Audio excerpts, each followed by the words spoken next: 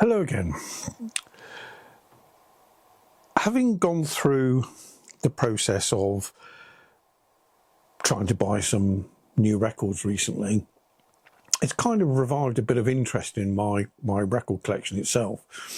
And as I've been going through sorting out some of the records, I've been pulling out some of my older records to play. And this brought back a controversy I had some years back, in that I was using a very expensive stylus and cartridge to play some quite poor records. Now, the turntable used to have 4 arms fitted, one specifically to play mono records, as I had quite a few mono records in my collection. Another one to play, shall we say, poor quality records that I still was interested in listening to, and a more sumptuous autophon cartridge that would allow a more euphoric and immersive sound, especially when the recording was very bright and a bit jarring. And finally, my Decca cartridge, which was rebuilt a few years back with a extended line contact stylus tip in it, which really does retrieve a phenomenal amount of information and is both exciting and dynamic to listen to. But the Decca currently, if I was to replace that with a new one, would cost about £2,500, looking at the London Decca website. The autophons, about £900. Neither of these two cartridges can have the stylus replaced on it. You have to send them away to be rebuilt, or you have to go through an exchange program where you send your old one and they send you a new one at a discount price. So I decided it's about time to put a third arm back on the turntable for playing those lower quality records, the ones I'm still interested in but might have sustained a bit of damage. Also for some of the charity shop finds that I do come across where I'm not sure of the actual standard of the vinyl. So I'm basically using a lower quality stylus to save wear on my much more expensive stylus tips. As I say, I used to have 4 arms on the turntable. I'll put a picture up so you can see what that was. The most interesting arm there was probably the Keith Monk's, which was a unipivot, but it also used mercury baths to form the contact between the arm tube, the cartridge, the arm tube, and the base, thus removing all sort of bearing friction and isolating the arm tube from the base. But that turned out to be quite a problematical arm for other reasons. But that's a whole nother story. Leave a comment if you'd like to hear about the Keith Monk's laboratory arm that used mercury baths. Now, the only issue I have got is, although I've got a mount, the only armboard I've got currently is an SME one. The last time I bought an armboard for my acoustic signature turntable, it cost me £175, and that was for a Gelco. Now, I could buy a converter for this, but again, we're looking at £30 to £40 probably to have something that sits on top of this, because the arm I've decided to go for is a Rega RB220, although this is a Moth branded one, TB2. Now, but this uses a 3-point fixed mount. So So what I intend to do is I had some plates of alloy cut, a couple of these cut, and obviously that's a lot thinner than this. But the idea is that I'll take a photocopy of the arm base, which gives me the spacing for the mounting pillars. I double-sided tape that on there, which will give me drilling points. I then mount that on the turntable, and using the template that came with the arm, which I then make a photocopy of, I cut out this section, and when I've got it in the appropriate place and lined up, I double-sided tape it onto here, which then gives me also the places where I drill, and I have to drill and tap the mounting holes for the arm. Now the arm itself, as I say, is a fixed mounting point, and as I consider vertical tracking angle, that's how level the arm is, and thus the cartridge, to be an essential setup point. Now obviously the arm is designed for Rega turntables and the like, and Rega cartridges, so it's just a straight bolt on and away you go with a Rega cartridge. But for other cartridges, there's a whole cottage industry set up making spacers of various thicknesses, and I've got a 1, 2, 3 and 6 mil spacer, which will give you 1 millimeter increments from 1 mil to 12 mil available. So those will be used to set up the cartridge height. Although, as I said, because this is considerably thinner, I feel I'm going to have to probably extend the pillars which support the top, and I'll probably do that with washers and a longer bolt.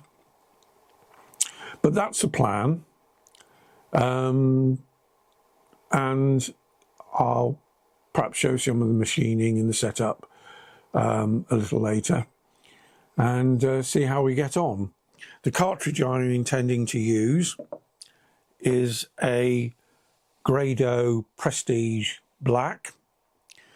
Again, the lowest priced Grado Prestige cartridge available, but it does have a rather good elliptical tip on it. Replacement stylus tips are about £90, I believe, which is much better than the hundreds and hundreds of pounds I would have to pay for the other ones, my other cartridges. So that's what I'm going to be doing. So with no further ado, I'm going to go off and start sticking bits of paper to my plate and start cutting holes in it. Thank you. I'll be back in a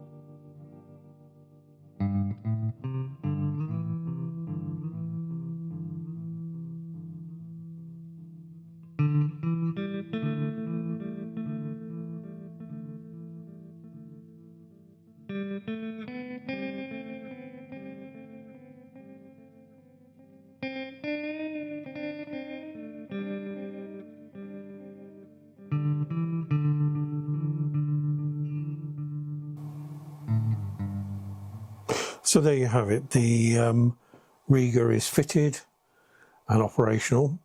I decided not to show the fabrication of the plate. My videos are probably boring enough as it is without watching me drill and tap 6 holes and then drill a very big hole in the middle of the plate. The washers I've used look a bit ugly. So I've, for the pillars, the spacing pillars, so I've ordered some machine to fit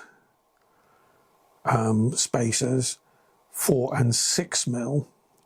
I need 10 mil, I reckon, but that gives me the option of going 4, 6, 10, 12 and 14. I've ordered 10 spacers of 4 and 6 mil.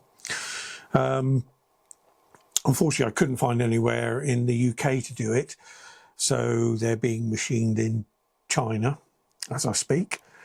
Well, hopefully they're being machined in China and will be arriving soon. That'll put an extra 2 mil in height on the setup I've got at the moment, which means I should theoretically, as I've got a 3 mil spacer under the arm, should mean that I can actually do away with the spacer completely, because the tone arm is a bit high at the back. So the vertical tracking angle is a bit downward, and I reckon if I put a 2 mil in now, that would be about right. Again, going back to my observation that I made all the way through, that I don't think vinyl is a viable format for somebody setting out as a medium for listening to music. If you want to collect vinyl from the perspective of a collector, i.e. the way a stamp collector does, because of the format, the artwork, then that's fine. But given the current price of vinyl, which is really high compared with that of CDs, even new CDs, second-hand prices seem to be quite bad. You can't really find anything good anymore in the charity shops and so on.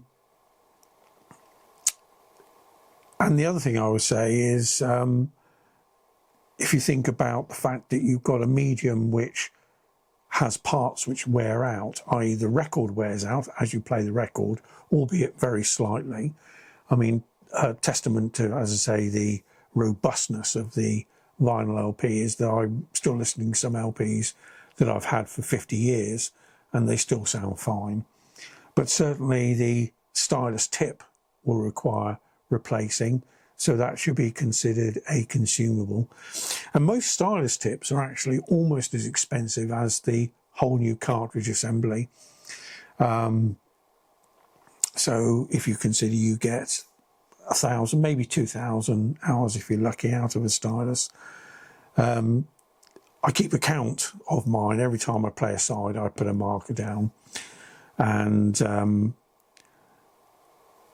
so I can actually judge how many hours the stylus tip has done. I work on an average of 20 minutes per side, so therefore 3 sides is an hour of wear.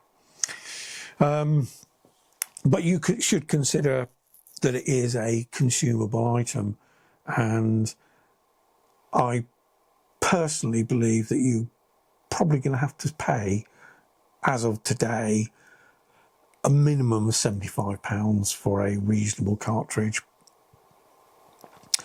And obviously you've got to have the storage, you've got to store them in an upright way, you've got to have a reasonably even temperature, you've got to put the record on, you've got to clean the record, you've got to clean the stylus tip regularly. I clean the stylus tip every single side. It's just something that I've always done and always will do, because that extends the life of the stylus. You've got to get it part way through, turn it over, then go through the whole procedure of cleaning the side, making sure the stylus is clean, then playing the side, and then put it away in its sleeve. I will admit that the artwork and the format is a lovely thing to have, but if you compare that to open a CD case, press the open button, put it in, press play, and that's it. I've had my current CD player since I just looked at the purchase receipt.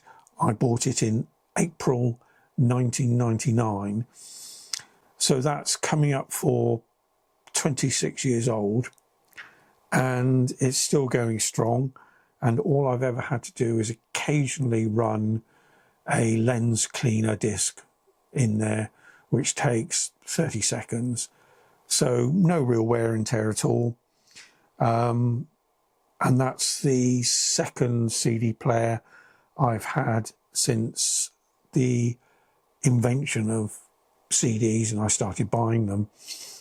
Whereas I'm loath to think about the number of stylus tips and cartridges I've gone through over the years.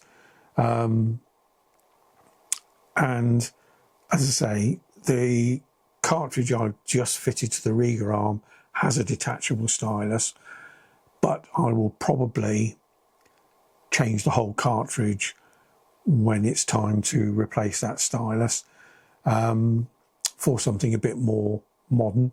I've had that one probably 10 years, and there is over time degradation in the component parts within the cartridge, the mounting of the cantilever and so on.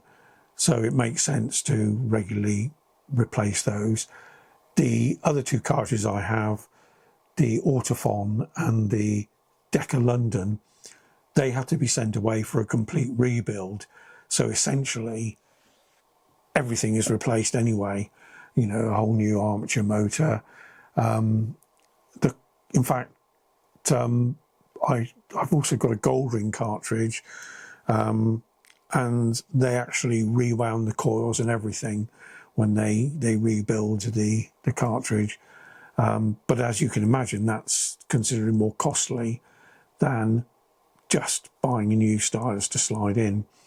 And the most expensive part of it is the little diamond that goes on the end of the cantilever. So again, from my perspective, not really that much of a viable format in this day and age. I have bought some albums recently. In fact, a purchase I've just made or just arrived is this one.